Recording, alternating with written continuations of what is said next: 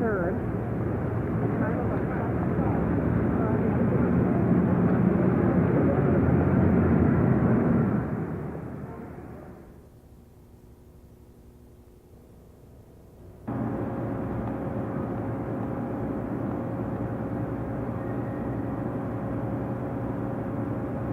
Soho really isn't for artists anymore. Unless they've had long-term leases, they're not going to be here anymore.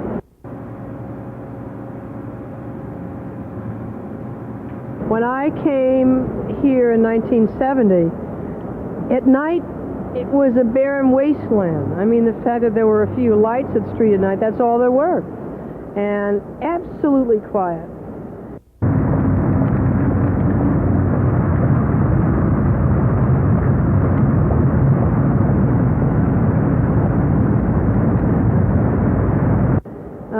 Today it's metropolis, day and night, anytime.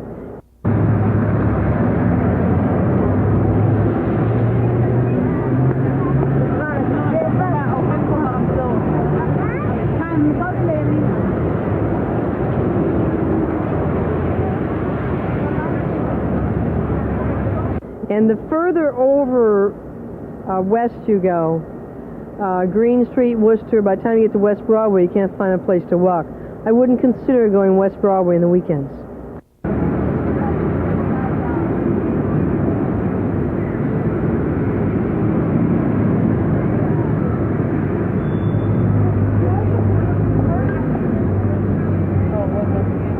We thought we'd take a bit of a walk along West Broadway. You remember, we did the same walk a while ago. In fact, just a few stores up where the sign Frozen Yogurt is where we sat down and had a cup of coffee together on our way walking uptown to Washington Square. And it's changed now. It's a Frozen Yogurt health food bar, keeping up with the times, I suppose.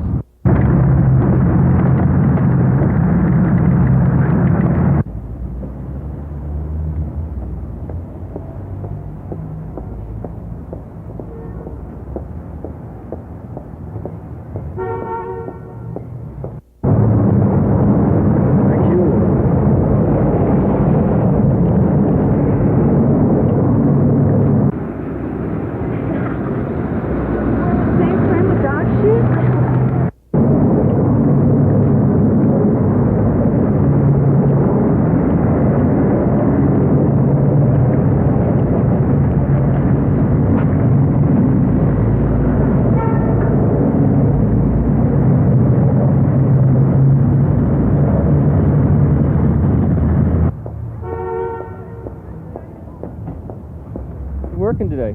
I'm working on this cast iron. I'm exposing the cast iron here. Really? Trying to take the paint off. 80, 90, 100 years of paint. It's here. Shit, I mean... It's gotta, look, take a look. This is the iron. The original cast iron here. See? It's amazing. That's about 180, 90 years old, that iron. They're all cast iron figures around here. I mean, buildings, you know? Who's restoring it? Who's putting together the bread to do all this restoration work? Well, this is money coming from, you know, like closed sources, you know? Nobody really knows who has the... What is this for? At this time, you could rent this whole building for $2,500. The whole building. You got it? 1977.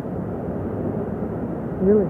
Soho, I did a lot of work in Soho, you know? Right. A lot of work's going on in this neighborhood. I mean, this whole neighborhood is being restored. This neighborhood here, the most expensive restoration job in the world is going on right here in this neighborhood. Old buildings that used to be not worth nothing, worth $500,000 now. You know about it. Right. You live around here? I mean, up to a few years ago, I did this. I would ride my bike on West Broadway, and I would like hurl invectives. I mean, I would try to frighten people away, but I mean, that's just an attraction. They want to come all the more.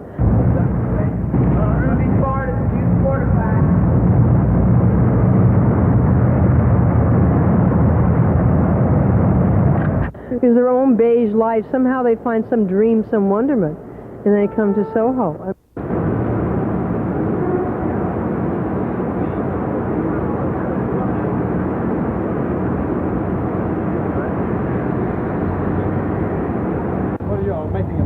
We're just making a tape of some scenes in Soho to send as a letter to a friend of mine. We're doing like videotape letters. Oh, that's sort of an interesting idea. Mm-hmm. Hi, friend. Hi. And this is Jeff, and this is my friend Tom. My name's Mike. Hi, Jeff, Tom, Mike. How are you? Well, you know, what do you think of Soho? Well, we've been here before, but it's certainly interesting. And I'm from Texas. She's a native, and she's giving me a tour. Great. Yeah. Well, I hope you have a nice afternoon. Take Same care. to you. Bye-bye.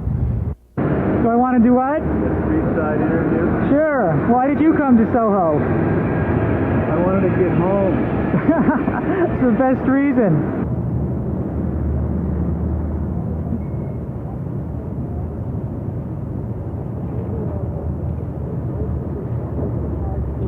You know, we get Kew Gardens and we get Philadelphia, you know, uptown art students from all over the country looking for their promised dream.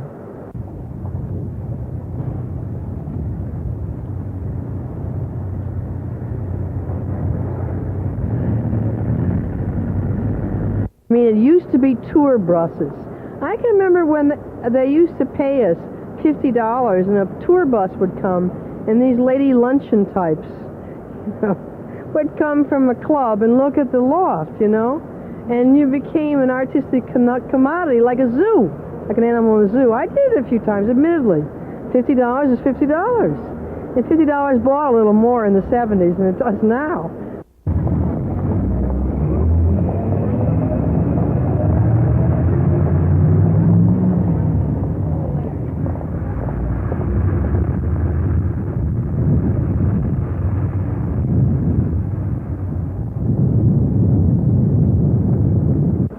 I mean, let's look at it that way. I mean, I want to walk on my streets. I want to be able to park on them. I want to ride bikes on them.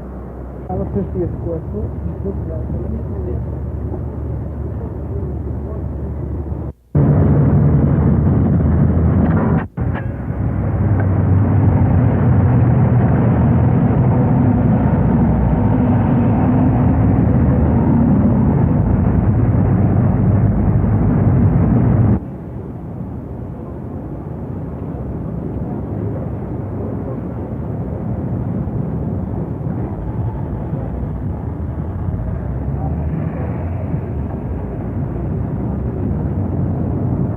Potted palms and pink flamingos, we have potted evergreens. Well, that in itself is very bizarre. I never thought on Mercer Street I'd see potted evergreens. It's really to protect the hollow sidewalk from the truckers, but in fact that they're even here on Mercer Street, I think is absolutely bizarre.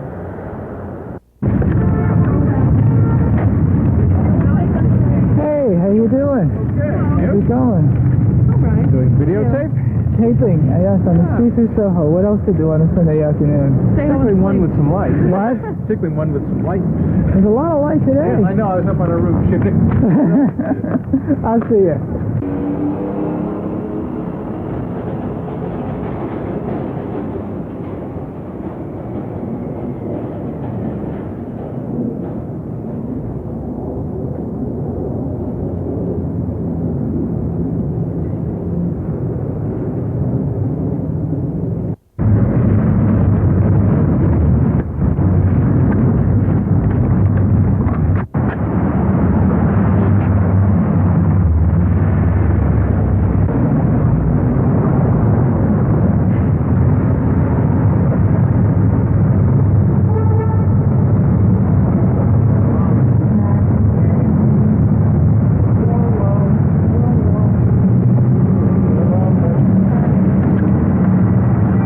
As we move on, you'll get a glimpse of the old coffee shop, which is now a frozen yogurt stand.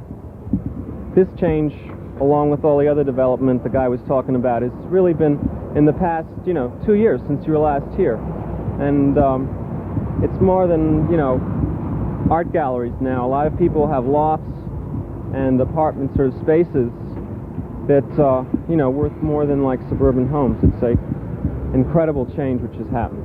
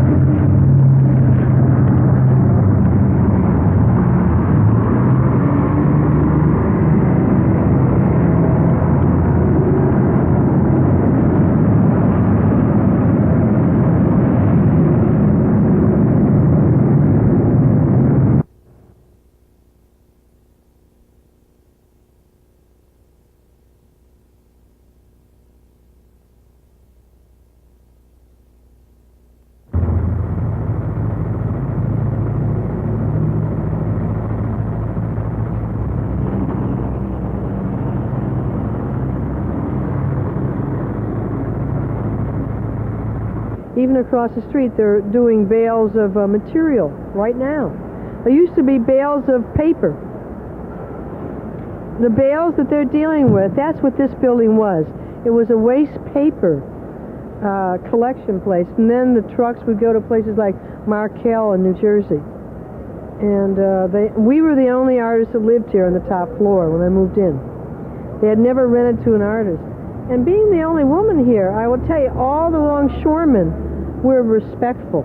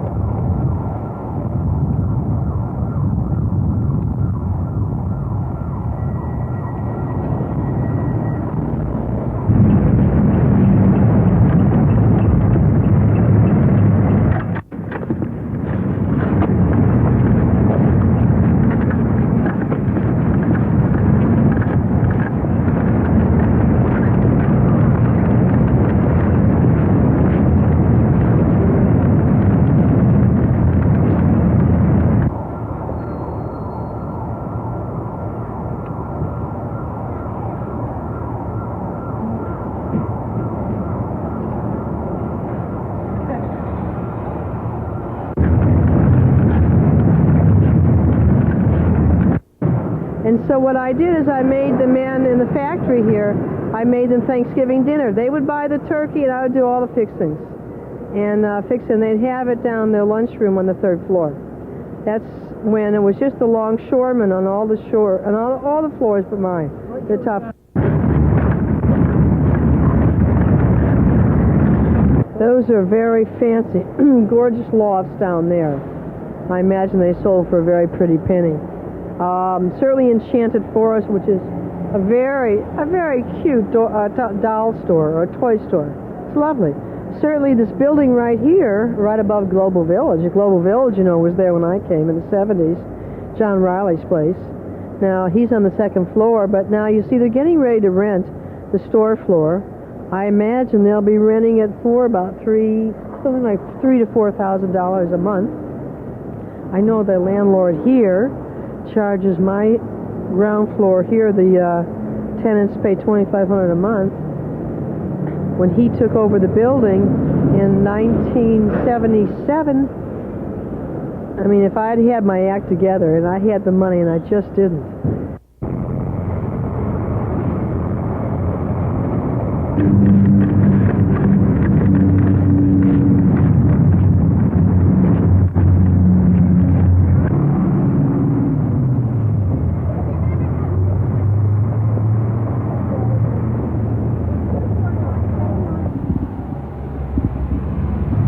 This is Spring Street between Worcester, and down the other end is West Broadway, where we started walking in the first place. That's just kind of where Tom lives.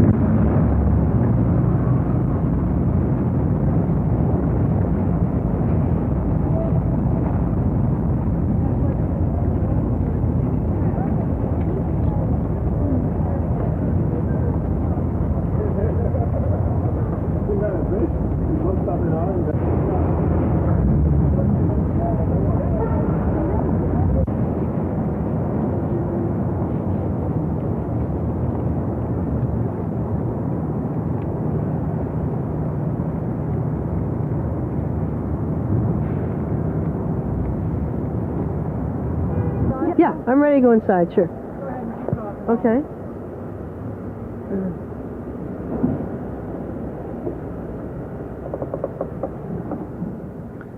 Okay, this interior is all filled with stuff. It's a sure-fired elevator. It really works. It's really for, the bales. The bales always weighed about 2,600 pounds, and so it has a good heavy load to it. Manually operated. We're all very careful with it indeed. I don't know. As people always say, looking up is the most fun because you can actually see your progress. Frankly, I like to know that there's an escape hatch. It was my idea last year, when just Lenny and I were living here, to put in a ladder back here so that if we had to escape out of the elevator, we would be safe. Anyway, I always like the way it looks as you travel up. I think it's really neat, seeing all the way to the roof when you want to. And I always know when I get to the top, there's a very smiley dog. He'll be right at the door waiting to greet me, which is kind of fun. Okay, I'll go off first. Bye-bye. Yeah, very good. Yes.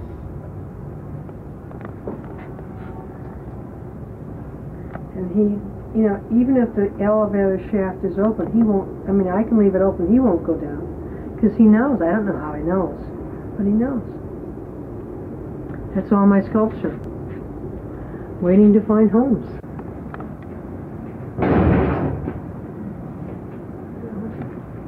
It's a place for me, it's a place for tools, materials, storage of sculpture, no seam paper. I don't even have closets.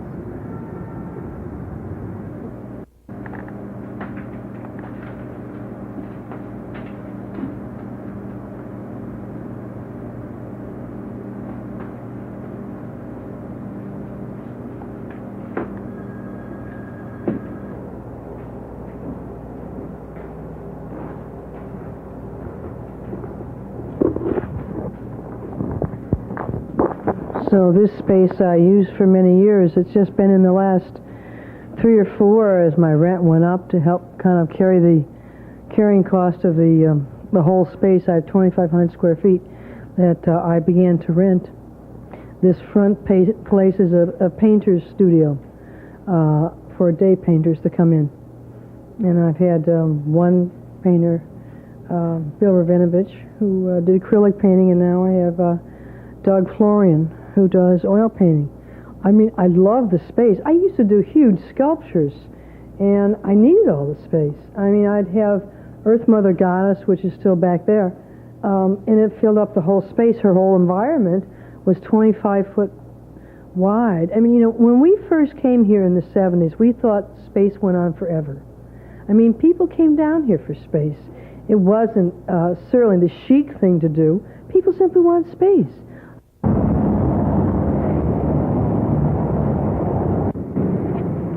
I was living in the Upper West Side on 87th Street, and Earth Mother Goddess was being built. I've been working on it for 5 years, and I used to store out in the garden.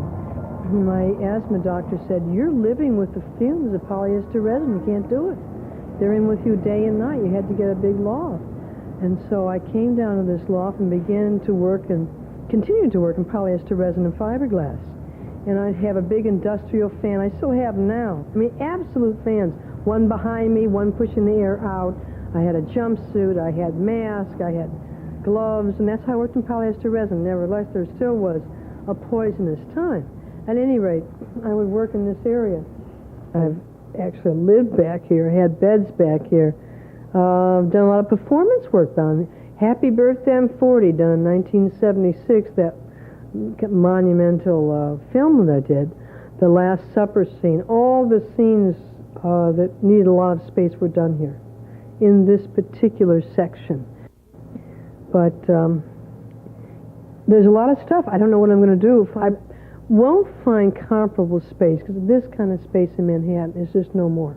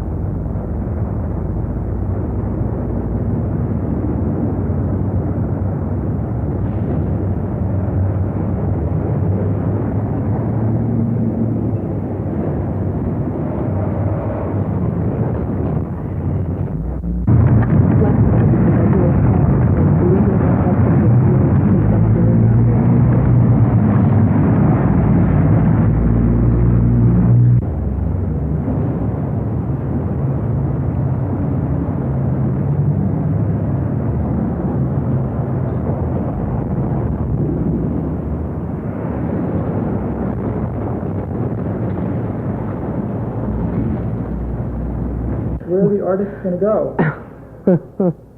Kansas. A lot are going to Brooklyn. I guess around the Brooklyn Navy Yards, between the two bridges. Some are going out to New Jersey.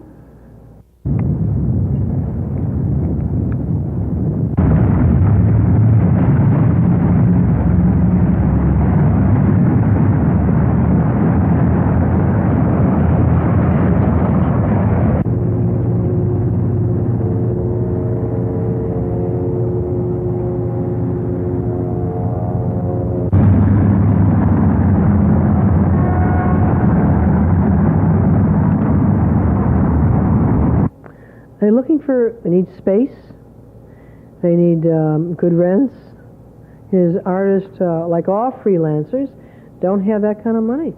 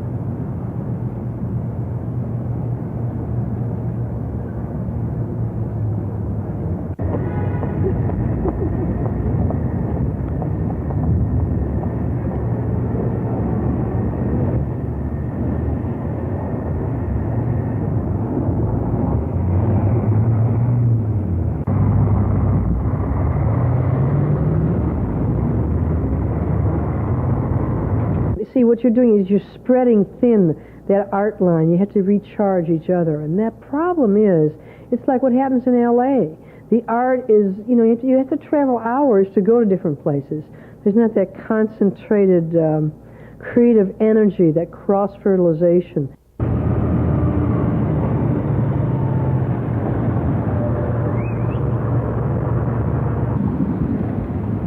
Artist in Torment, which has developed over the past year in a series of successions, different statements by I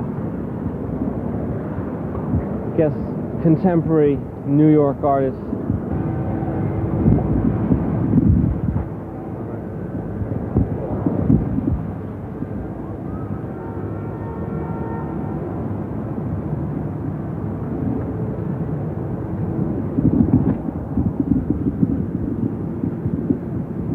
You got to understand that, like, this was thrown together very ad hoc.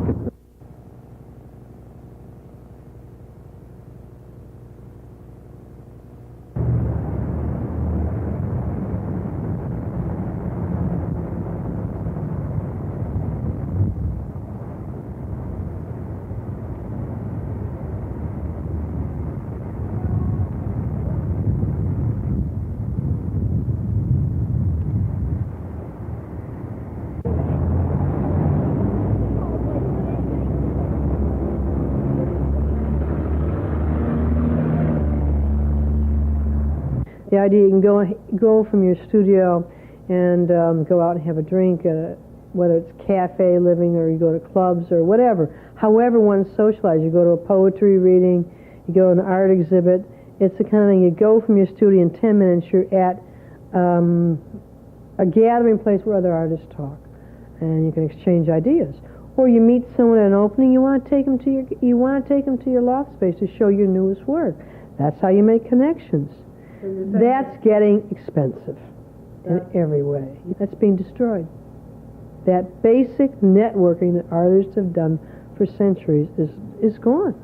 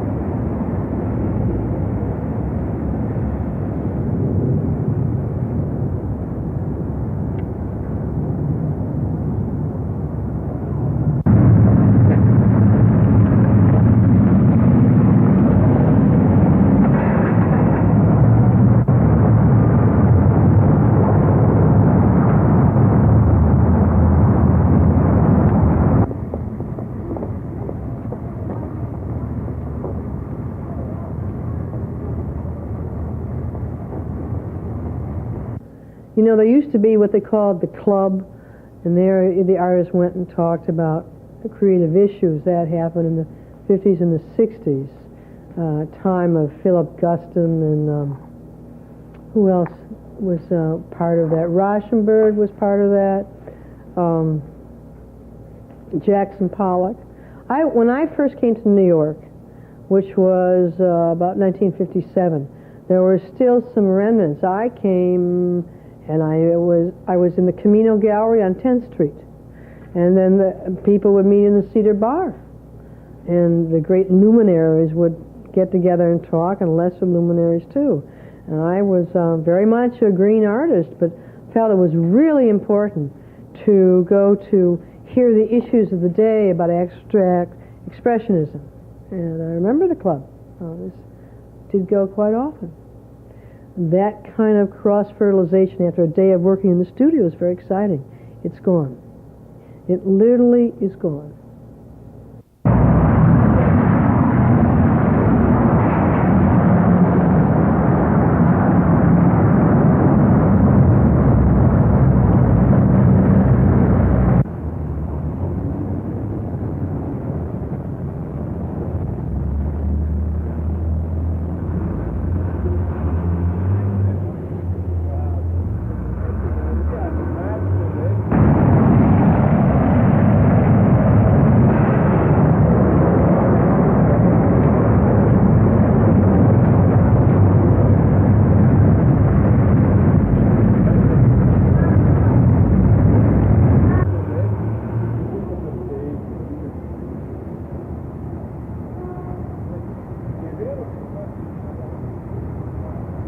There is big money made, but by what percentage of the artists? Very few.